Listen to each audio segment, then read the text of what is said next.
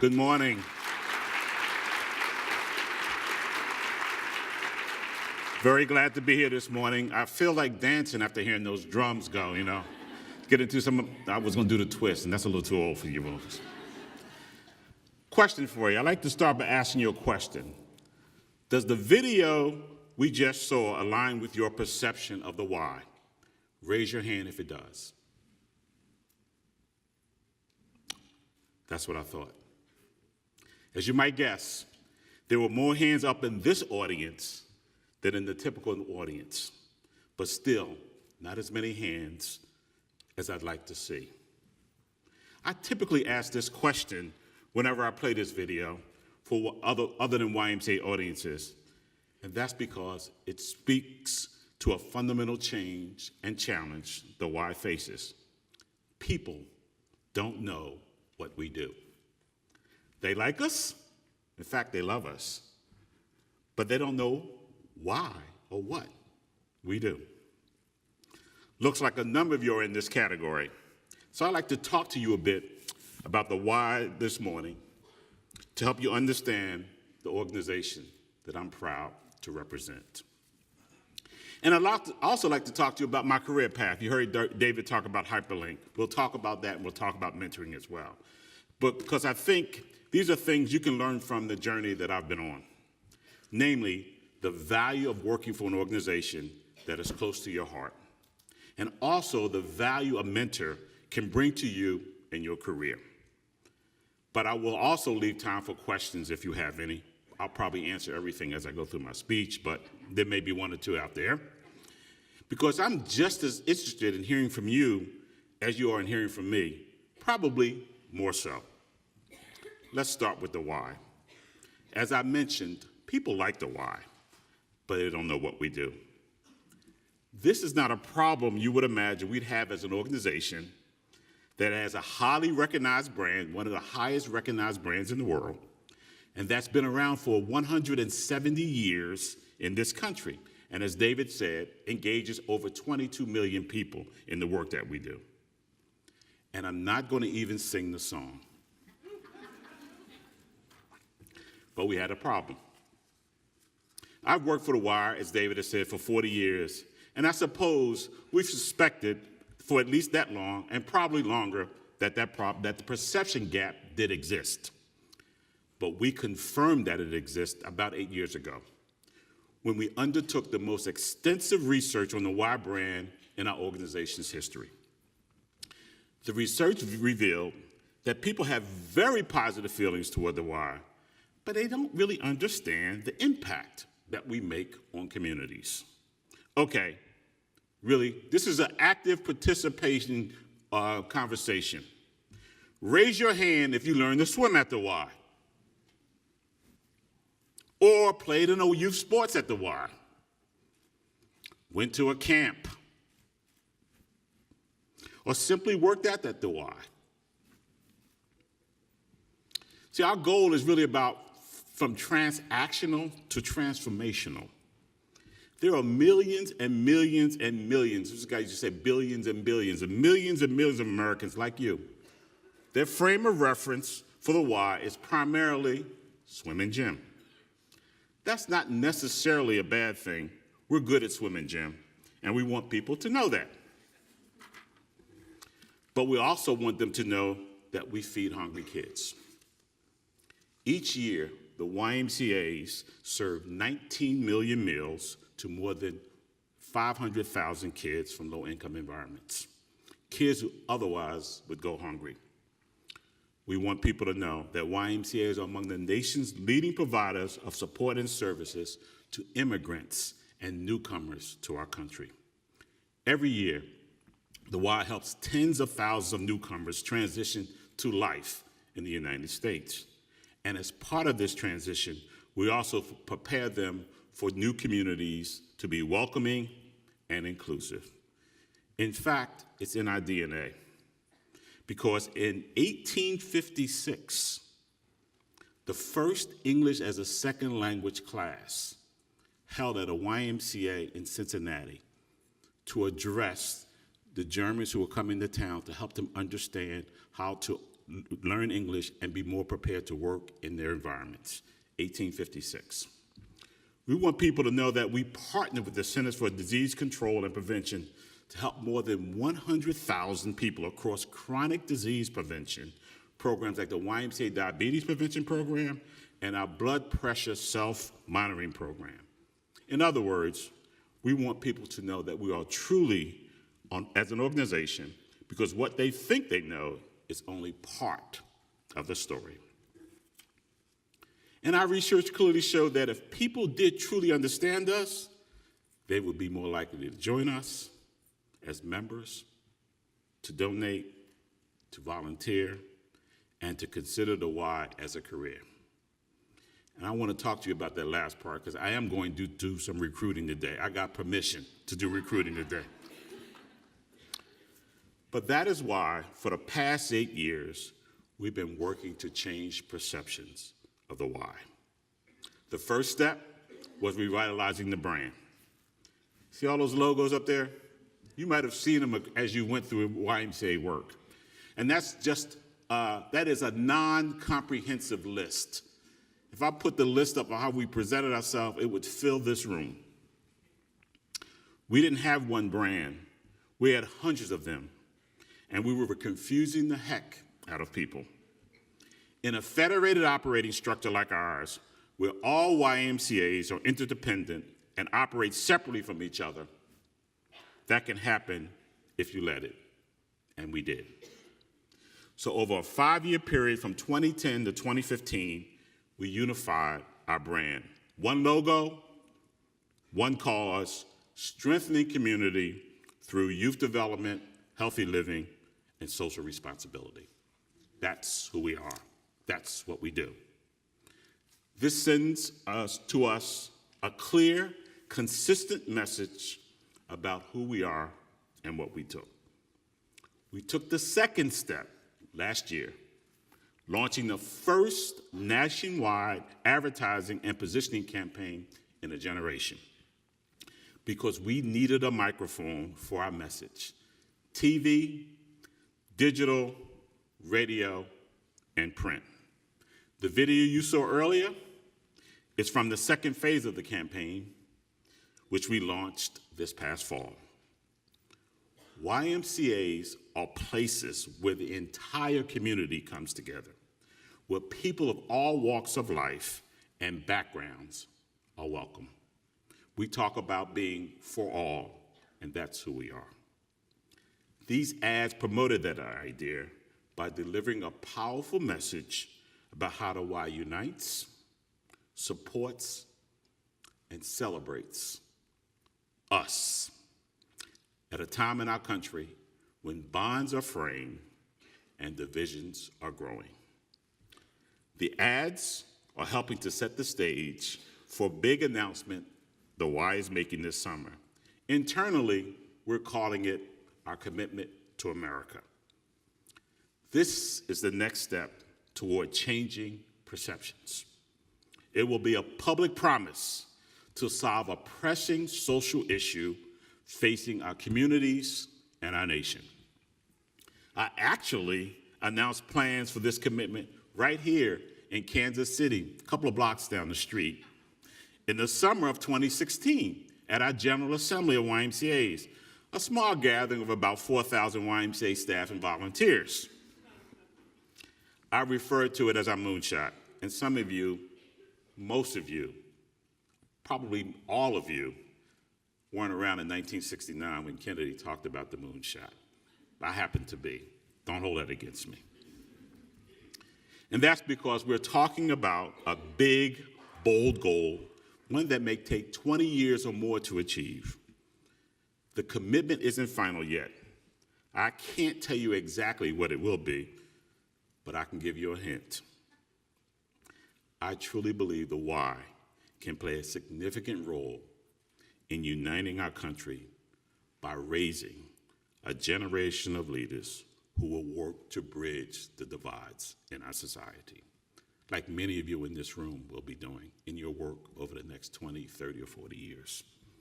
So please keep your eyes and ears open for our announcement this summer. It will be coming. I'm glad to tell you that the journey the Y has been on to change perceptions about our organization is working. Our research and tracking show that more people now see the Y as a nonprofit worthy of support.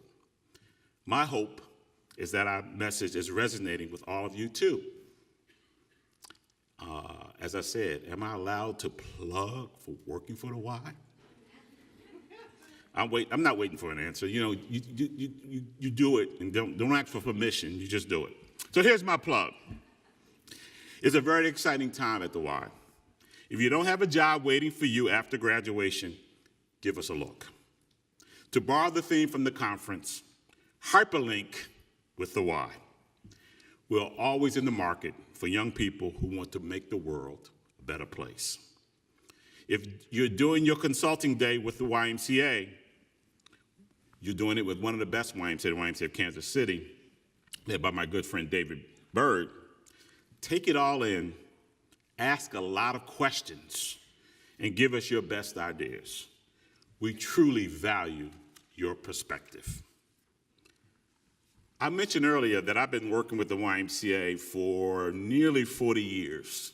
Nearly 40 years. Whew, long time. But my association with Y goes even further back than that. I like to say the YMCA found me as a 10-year-old at the William S. Pierce School in South Philadelphia. The gentleman who would one day become my mentor, Bill Morton, came by my school to invite kids to participate in an after-school program at the Christian Street YMCA. That was 53 years ago. Don't do the math. And the Y has been a part of my life ever since. Thanks to Mr. Morton and the Y, I avoided the negative influences and tragic circumstances that plagued other kids in my neighborhood. And I learned how to play basketball, which led to a scholarship at Temple University. Yep, that's me. Short shorts and all. You know, I hate that picture because it's not the picture itself. One, I had hair. And two, the short shorts just tell you how long ago it was. Because the shorts have probably tripled by size now. They come below the knees, right? When I graduated from Temple, Mr. Morton offered me a job back at the Christian Street YMCA, the Y I grew up in. I enthusiastically took him up on that invitation because the Y meant something to me. It wasn't just an organization. It was the organization that changed the trajectory of my life. For 40 years, this never has been a job. It's been my way to give back. From the beginning, I wanted to make sure other kids from my neighborhood and neighborhoods like mine across the country had the opportunities I did. As I look back, Mrs. Morton is right there with my parents as the biggest influence in my life. Here's a picture of us taken about 20 years ago. Handsome duo, don't you think? Mr. Morton is the tall guy with the gray shoes, just in case you didn't know. Without Mr. Morton, there is no chance I would be standing here today talking to you as the president and CEO of the YMCA of the USA. Zero. He saw potential in me. He made it his work to nurture that potential. That's the power of a mentor. I'm sharing all of this with you because, as I mentioned earlier, I think there are a few lessons to be learned from my experience. The first, there's great joy in working for an organization that is meaningful to you personally. Your work will feel more like a calling than a job. So, reach out to an organization that has helped you or a loved one, even if there doesn't appear to be openings currently. We want that to be the YMCA. The connection you make today could pay off down the road. If there isn't an organization that has had a significant impact on your life, then follow your passion, whether it's helping kids, eradicating disease, or saving our planet. And find the stories. Find the stories about how your organization is changing people's lives or changing the world around us. These stories can sustain you and inspire you every day. I'm inspired by stories of our YMCA. I'm inspired by the story of Kathy, a widow from Asheville, North Carolina, who wasn't quite sure where to turn after her husband died. At just age 59, she was living in a new community, away from family and friends, and was concerned about becoming disengaged from society. Instead, at her local Y, she found support, social connections, and volunteer opportunities. She goes there 6 days a week. I'm inspired by Sharon, an immigrant from Cambodia who arrived in Long Beach, California, unable to speak English and with few resources. At the Y, she received help with naturalization process, learning English, and finding work. She now volunteers to help immigrants who are in the same position she was in. Or any of you basketball fans, raise your hands. I told you this is a participation. Do you know who Kyle Kuzma is, the rookie who has been lighting up for the Los Angeles Lakers? He credits his Y in Flint, Michigan, with putting him on the path to the NBA. He says the Y was a safe haven growing up, the place where he could learn basketball, and I'm told he used to stay there till it closed and then even longer, avoid trouble, and find positive role models while his single mother worked to support his family. Kyle's story inspires me. As I said, find the stories. They will give you energy. David mentioned earlier about the fact that we have 23 million people engaged with us as members in our organization, 250,000 staff, 600,000 volunteers who are in 10,000 communities. But as I talked about Kyle, Saran, and the widow in Asheville, it is those stories that bring about the emotional connection. It is those stories that personify the work that we do. It is those stories that continue to inspire us as we move forward. Find those stories, those individual stories that talk about how we impact and change people's lives. The second lesson from my journey is that there's great value in having a mentor. In fact, I read a lot of stuff from other organizations, and Girls Inc., who I happen to know well and know the leader of that organization, they tweet out a lot of stuff. Today, in their tweet, and I do tweet, by the way, so you can follow me. You can follow me. And I want to get to 10,000 followers, so follow me. Girls Inc. put out today, youth who have had a mentor are 130%, listen to this, 130% more likely to hold leadership positions. 130% more likely to hold leadership positions.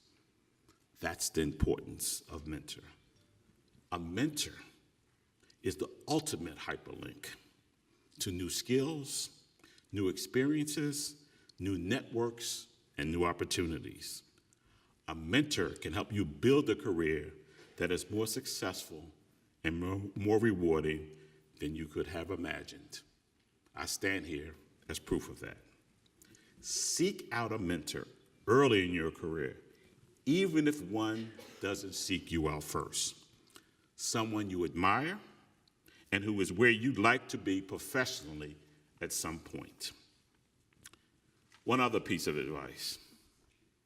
Have full confidence in what you bring to your new organization. I'll say that again.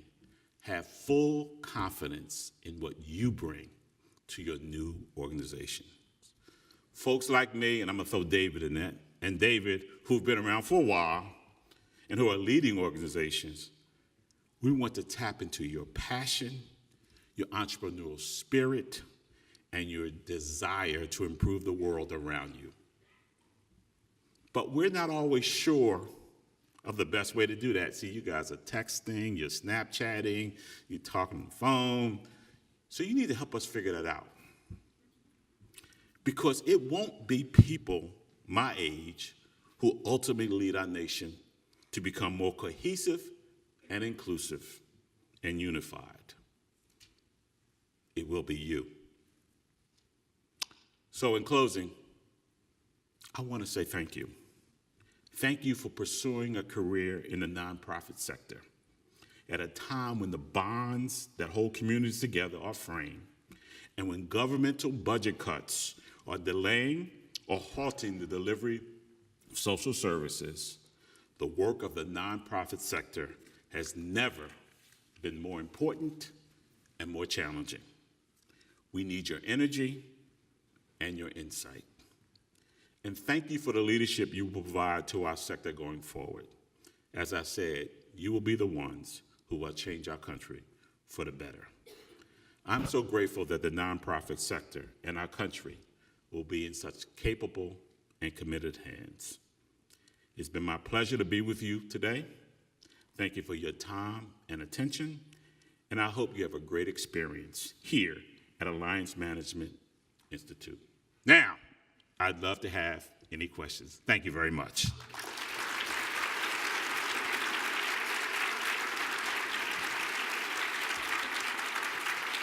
Any questions? Going once? Oh, yes, ma'am.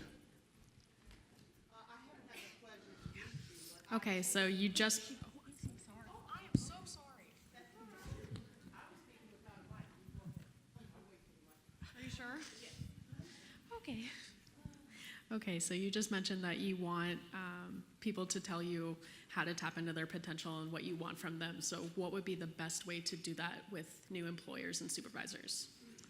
I think in today's society, it is appropriate for you to put your ideas either in writing or have a conversation with your superiors about what you think. I do think organizations are changing rapidly now, that the hierarchical approach where ideas come from the top, we recognize that that's not the best way. And I think there is a movement, at least from my perspective, that there are a lot of younger individuals who have a different approach and a different perspective, and they bring different ideas to the organization. And I point to myself because I'm one of those older guys, and have to be much more receptive and open to that process.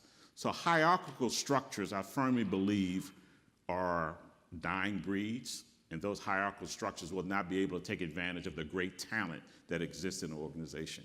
You know, in our federation, in our organization, the YMCA, we have 840 YMCAs across the country. And what I've said is that the best ideas in our organization doesn't exist at 101 North Wacker Drive, where our national headquarters are. They're in the 840 working laboratories that are out in our communities. They are doing it, and it's our responsibility to take those great ideas and transfer them across the movement. But be open to that. Somebody else, I'm sorry.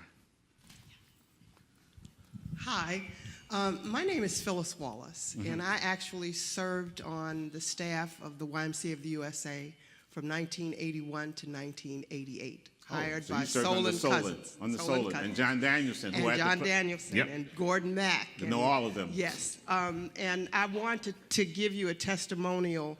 Having been trained and worked for the YMCA, I have had an unimaginable, wonderful career in the nonprofit sector. The preparation, the teamwork, the staff, the opportunities across the country are outstanding. Now, I also worked for American Humanics and got to know many of the other national human service organizations, and they too have great opportunities for the students that are here. I'm sitting at a table with young nonprofit professionals who came and gave testimonials earlier on this stage. And their paths and their journey have been outstanding. But my question to you is, I'm always interested in how many openings and in what specific field do you see the YMCA hiring and moving towards the future? I think that's a good question, Phyllis. There's quite a few. I think in the youth development space, there will be significant opportunities in this arena as we move forward. There's been a heightened focus on that work. We also are being challenged because we're doing quite a bit of work, and David can attest to this because his YMCA is one of the leaders in this community integrated health space. We've made a significant investment organizationally, and I mean across the spectrum of our organization, in community integrated health. We are really trying to really change the dynamic of the health space in which we currently exist. The work that we're doing in our YMCA diabetes prevention program, in our self-monitoring blood pressure program, in our childhood obesity program, those kinds of things which are preventative kind of processes. We want to reclaim people's health in a much more effective and impactful way. And I think that work, which we've worked pretty hard to engage in, is where we're going to see a lot of, and that's not a competency that is, I would say, consistent in an organization, but one we need. So public health is a big one. And then always, we taught the world how to swim. So if you're a great aquatic director, I will tell you right now, you're worth your weight in gold, because we will continue to do that work, and the stuff we do in health and exercise and those kinds of things will help. But the youth development space is one where we're really making a big bet over the next 5 years or so. I had a question somewhere? Anywhere? I'm sorry. You got the mics. I don't. So my name is Zach McKenzie. What resource or book would you recommend for aspiring nonprofit professionals like us that you've used or that you've seen others use in the workspace? Well, Stephen Collins wrote a book about the five, I think his follow-up to, not In Search of Excellence, that's, what's Collins' book that I'm thinking of? But he did something for the social service sector too.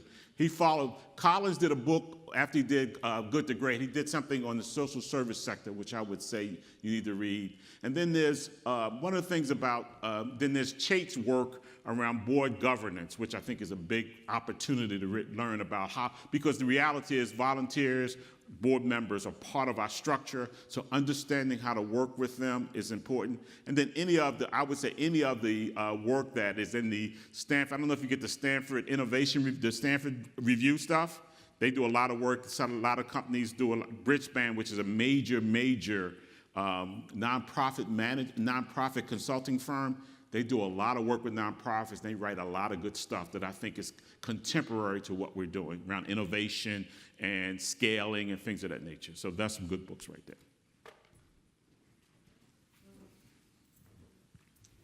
Hi, my name's Ebony Williams. I'm a senior at Arizona State University. Yeah. And, we got a great one in Phoenix. Yes. And Tucson. I am, oh yeah. I'm majoring in nonprofit leadership and management, but my minor is in wellness foundations. And I have been looking at the structure of the YMCA, and I really do believe that, not to offend anyone, but that God's put on my heart a structure and a vision for something familiar with your facility. And I don't know if it's something that you'd prefer we share at our case or at our study sites, or if that's something that I could share with you briefly after the session is over. Sure. Because I do think that it's something that all the YMCA community would definitely like to explore. Be more than happy to. Awesome, thank you. Mm-hmm.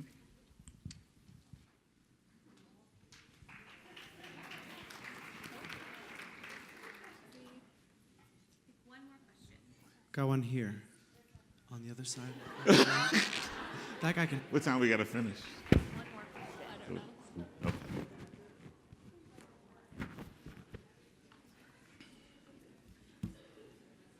I told you this was audience participation, didn't I? So I'm Uyo Selagon. I'm a sophomore at the University of Houston. So UH. go Cougs. In the Atlantic, they're in the American Conference with my Temple University folks. Yeah. Check out butts in football. Yeah. I wanted to personally first thank you so much for everything that you do. I have so many friends that work at the Y, and they're all like lifeguards, and they've tried to like teach me how to swim for the longest. even at pool parties where I stay in like the 3 feet so I don't go too deep. But yeah, and I want to thank you so much for everything that you all do with immigrants, everything you do for feeding those that are less fortunate. But I'm really interested in just understanding how the YMCA is such a really enormous organization with a lot of power and a lot of influence. And I'm just wondering if there's any behind the scenes or upfront work on working on the certain structures and certain policies that make the Y's work so difficult, right? Is there anything that happens to address the laws and the policies that make this work so difficult and the connections and the divisions happen? You mean in terms of the work that you're talking about from the community perspective side? Anything ranging from anything to do with healthcare, anything to do Okay. with immigration, anything to do with any of these wide issues that we're seeing. Good. There's a couple of things we work on. We do have a very strong advocacy piece that we do. In fact, we have state structures. We have, I think, 37 state YMCAs, state alliances that really collaborate together to work locally. We have an office in Washington, D.C. that has about 15 to 20 people in it that really advocates on the Hill to do things specifically. I can tell you one specific example that I think is going to reap benefits for a number of people. About 7 years ago, as we got into this work around this community integrated health work that we've been engaged in, we worked with the CDC to do some demonstration projects around whether or not this diabetes prevention program we were engaged in could be scaled and could work out of a YMCA. It had been done in a hospital setting.